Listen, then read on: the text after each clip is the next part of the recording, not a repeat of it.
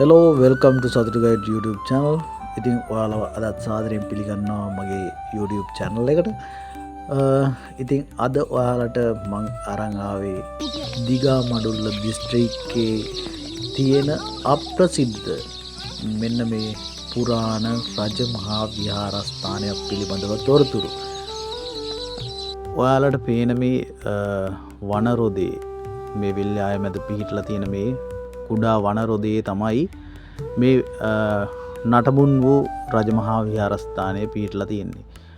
ඉතින් අපි එතෙන්ට ගිහිල්ලා බලමු.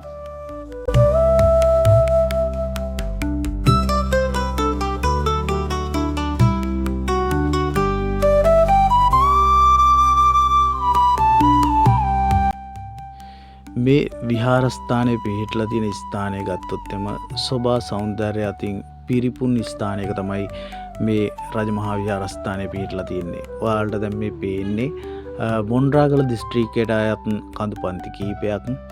ඒ වගේම මේ විහාරස්ථානයට ආසන්නවම තියෙන්නේ ජනප්‍රවාදයේ සඳහන් වෙන්නේ මොරාණි කන්ද කියලා. මොරාණි කඳු පන්තිය තමයි මේ විහාරස්ථානයට සමීපයෙන් පිහිටලා තියෙන්නේ.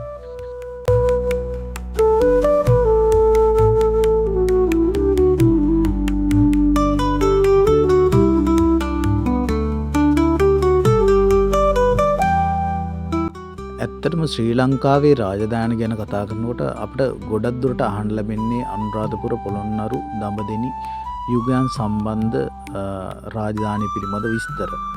මට හිතෙන්නේ ඊට සමගාමීව ලංකාවේ තියෙන අනෙකුත් දිස්ත්‍රික්කයන් වල තියෙන මේ පුරාවස්තු ගවේෂණය කරොත් එම අපට දැනගන්න පුළුවන්කම ලැබෙනවා. ඇත්තටම අනුරාධපුර පොළොන්නරු යුගවලට සාපේක්ෂව ඒ හා සමානවම අනිකුත් ප්‍රදේශයන් වල රජකම් කරපු රජවරු ඇත්තටම මේ විහෙර විහාරස්ථාන තනන්න, ඒ වගේම මේ ස්වාමින් වහන්සේලාට ඒ විහෙර විහාරස්ථාන ඉදිකර පූජා කරන්න ඇත්තටම ලොකු දායකත්වයක් රාජ්‍ය අනුග්‍රහයක් ලබා දීලා තියෙනවා. ඇත්තටම කියන්න ඕන අපි මුලින්ම මේ ස්ථානයට එනකොට දැන් අවුරුදු ගානකට කලින් මේක සම්පූර්ණයෙන්ම කැලෙන් වැහිලා තිබුණේ. හැබැයි කොහොම හරි මේ වෙනකොට පුරාවිද්‍යා දෙපාර්තමේන්තුවේ මං හිතන්නේ අවධානයට යොමු වෙලා මේ ස්ථානය ඒ කියන්නේ එලිපිහෙරි කරලා ඇත්තටම කාට හරි ඇවිල්ලා බලන්න පුළුවන් තත්ත්වයකට පත් කරලා තියෙනවා. ඉතින් අපි දැක්කා මේ ස්ථානයේ ආරක්ෂාව සඳහා සිවිල් ආරක්ෂක දෙපාර්තමේන්තුවේ මහත්තුරු කීප දෙනෙක් යොදවලා තියෙනවා. ඉතින් ඒගොල්ලන්ටත් විශේෂ ස්තුතියක් පිරිනමන්න ඕන මේ ස්ථානය මේ විදිහට පිරිසිදු කරලා ඒ වගේම ආරක්ෂා කරගෙන අපට බලන්න අවස්ථාව ලබා දීම සම්බන්ධයෙන්.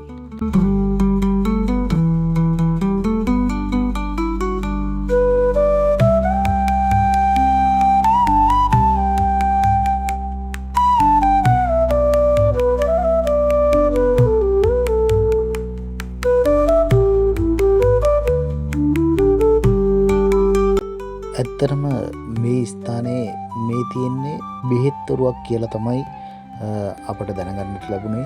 ඒ කියන්නේ ඔයාලට අපට හිතා ගන්න පුළුවන් මේ ස්ථානය විහාරස්ථානයක් වගේම වෛද්‍ය මධ්‍යස්ථානයක් විදිහටත් ක්‍රියාත්මක වෙලා තියෙන බව.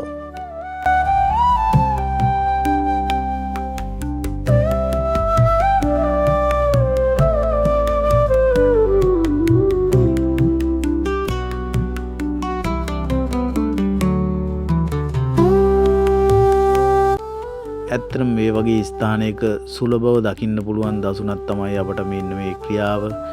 ඇත්තටම මේ පිළිම වහන්සේලා ඒ වගේම පුරාවස්තු ඇත්තටම විශාල වශයෙන් හානියට පත් කරලා තියෙනවා, විනාශයට පත් කරලා තියෙනවා මේ නිදන් හොරු විසින්.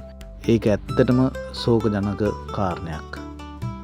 ඉතින් මේ ස්ථානය පිළිබඳව ලොකු විග්‍රහයක් කරන්න අමාරුයි. මොකද පුරාවිද්‍යා දෙපාර්තමේන්තුවේ කැණීම් වලට භාජනය නොවුණු ස්ථානයක් නිසා. ඉතින් විද්‍යාත්මක හේතු පදනම් කරගෙන මේ සම්බන්ධයෙන් අදහස් දක්වන්න අමාරුයි. හැබැයි ජනප්‍රවාදයන්ට අනුව මේ ගම්වාසීන් ඒ වගේම අතීතයේ දන්න මිනිසුන් කියන කරුණුකාරණා අනුව මේ විහාරස්ථානයට දීඝවාපී විහාරස්ථානය හා සමාන ඉතිහාසයක් තියෙනවා. ඉතින් අපි බලාපොරොත්තු වෙනවා පුරාවිද්‍යා දෙපාර්තමේන්තුවේ අවධානය ඉක්මනින්ම මේ ස්ථානයට යොමු වෙලා මේ ස්ථානයේ කැණීම් කටයුතු කරලා අපට මේකේ ඒ කියන්නේ විහාරස්ථානයේ ඒ වගේම දිගාමඩුල්ලේ මේ ශ්‍රී ලංකාවේ ඉතිහාසය නිවැරදිව අපට දැන ගැනීමට සලස්වයි කියන ලොකු බලාපොරොත්තුවක් තියෙනවා.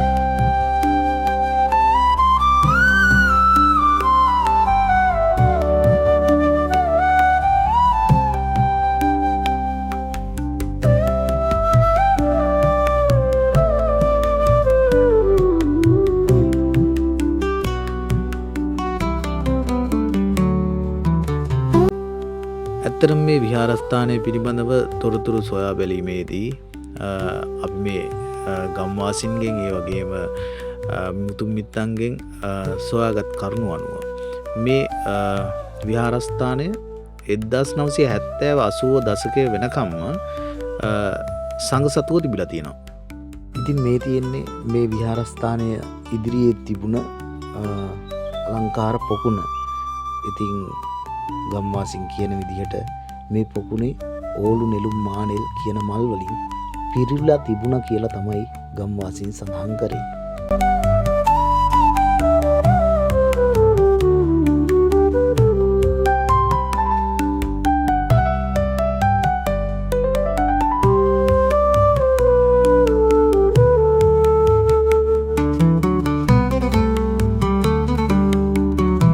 මේ විහාරස්ථානය ගැන කතා කරාට මේ විහාරස්ථානයේ නම මොකක්ද කියලා කියන්න හොඳම වෙලාව තමයි මේක කියලා මම හිතන්නේ.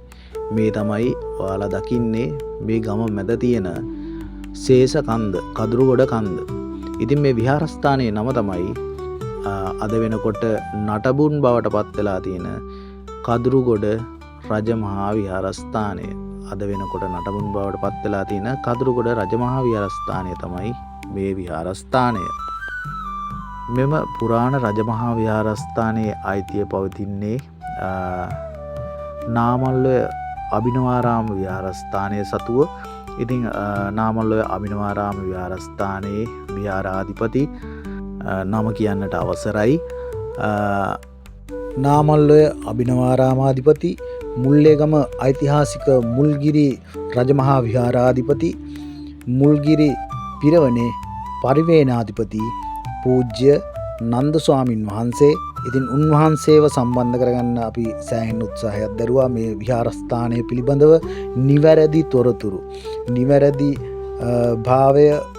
භාවයක් සහිත තොරතුරු දැන ගැනීම සඳහා. ඉතින් උන්වහන්සේ මේ දිනවල ඉතාමත් කාර්යබහුලයි. මොකද උන්වහන්සේගේ අලුතින් ඉදිවෙමින් පවතින විහාරස්ථානයේ චෛත්‍යෙහි කොත් පැළඳීමේ පුණ්‍යෝත්සවය සඳහා මේ දිනවල කටයුතු කරමින් පවතිනවා. ඉතින් ඒක නිසා ඊටාම කාර්යබහුල බැවින් උන්වහන්සේව සම්බන්ධ කරගන්නට නොහැකි වුණා. නමුත් අපි ඉදිරි දිනයකදී අනිවාර්යයෙන්ම මේ විහාරස්ථානය සතු නිවැරදි තොරතුරු උන්වහන්සේගෙන් දැන හඳුනාගෙන ඔබ වෙත ඉදිරිපත් කරන්නට කටයුතු කරනවා. ඒකට හේතුව තමයි ඇත්තටම මේ යටපත් වෙමින් පවතින්නේ අපේ රටේ ඉතිහාසය, අපේ අනන්‍යතාවය, අපේ ප්‍රෞಢත්වය.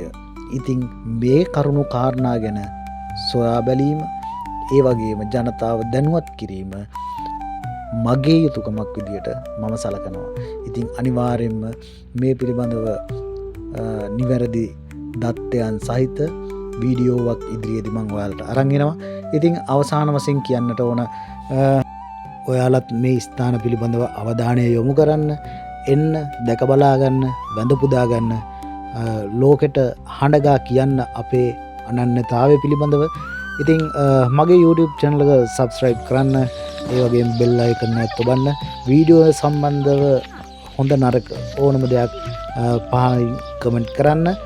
ඉතින් ඒ අතරේ ලස්සන සිදුවීමක් දැක බලා ගන්න පුළුවන්කම ලැබුණා. ඒ තමයි හරියම දුර්ලභයි මේ වඩු කුරුළු කූඩු. ඇත්තටම දැන් තමයි මෙයාලා හදන්න පටන් අරන් තියෙන්නේ. හරිම ලස්සනයි. එයාලා කඩි මුඩියේ වැඩ කූඩු හදනවා. මොකද ගොයන් කැපෙන කාලේ අලුත් පිදුරු තියෙනවා. ඉතින් එයාලා අරන් ඇවිල්ලා හරිම ලස්සනට හදනවා.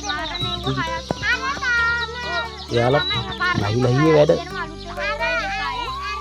එහෙනම් නැවත වීඩියෝ එකකින් හමු වෙනතුරු ඔබට ජය වේවා.